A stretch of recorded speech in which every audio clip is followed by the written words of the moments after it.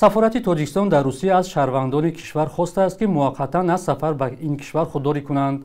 Сафорат рӯзи 10 сентябр дар саҳифаи фейсбукиаш хабар дод ки дар гузаргоҳҳои марзӣ ва фурудгоҳҳои русия назорати сахт ҷорӣ шудааст. Аз ин рӯ ба шаҳрвандони тоҷикистон тавсия медиҳанд ки ҳоло ба русия сафар накунанд.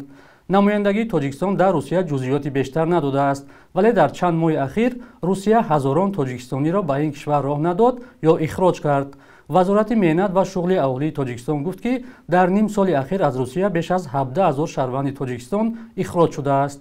рӯзи 5 сентябр вазорати корҳои хориҷии қирғизистон низ аз шаҳрвандонаш хоста буд ки ба русия нараванд.